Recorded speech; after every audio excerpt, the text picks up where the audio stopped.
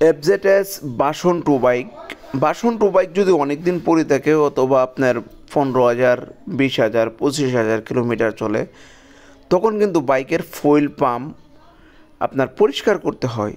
যেমনটা আমি করতেছি দেখেন, ফুয়েল পাম্পের ভিতরে কিন্তু অনেক ক্রাশ ছিল, অনেক ময়লা।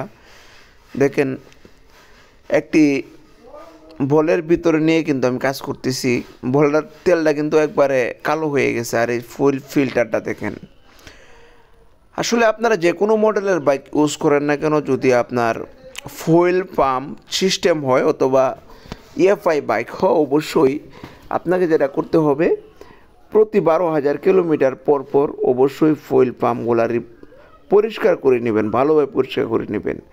এই যে আমার হাতে যেটা দেখা যাচ্ছে, এটা কিন্তু মোটর। আমি কিন্তু সম্পূর্ণ বাইক থেকে আলাদা করে মোটরটা কিন্তু আমার হাতে নিয়ে তারপরে কিন্তু আমি চেক করে আবারও ভালোভাবে পরিষ্কার করে দিলাম। কারণ ভালোভাবে পরিষ্কার করলে কিন্তু আপনি আবার বাইকের থেকে ভালো পারফরমেন্স পাবেন, এটাই স্বাভাবিক। সো আপনি যে কোনো মডেলের বাইক ইউজ করেন না কেন, অবশ্যই আপনাকে ফুয়েল পাম্পটা কিন্তু পরিষ্কার করাইতে হবে।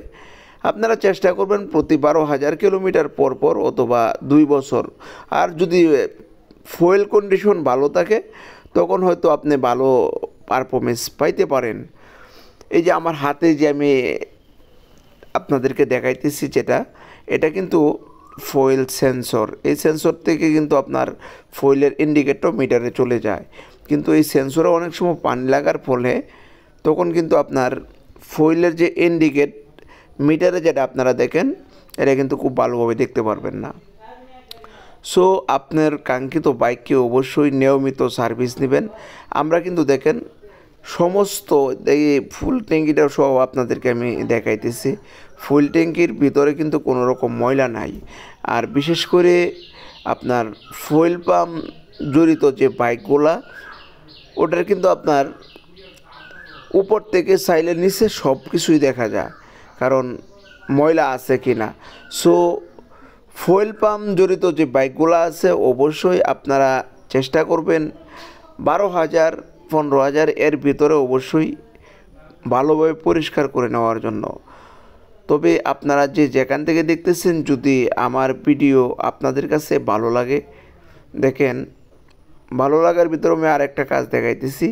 যাদের বাইকে এরকম মরিচা পড়ে গেছে, কারণ এই যে ডিস্কেও মরিচা পড়ে গেছে, বাইকটা যদি বৃষ্টি বাদলে ফালায় রাখেন বাট পরিষ্কার না রাখেন, তখন কিন্তু আপনার বাইকে এরকম মরিচা পড়তে পারে। সো আপনারা যে যেখান থেকে দেখতেছেন, যদি আমার ভিডিও ভালো লাগে, তখন অন্যদেরকে দেখার সুযোগ করে দিবেন।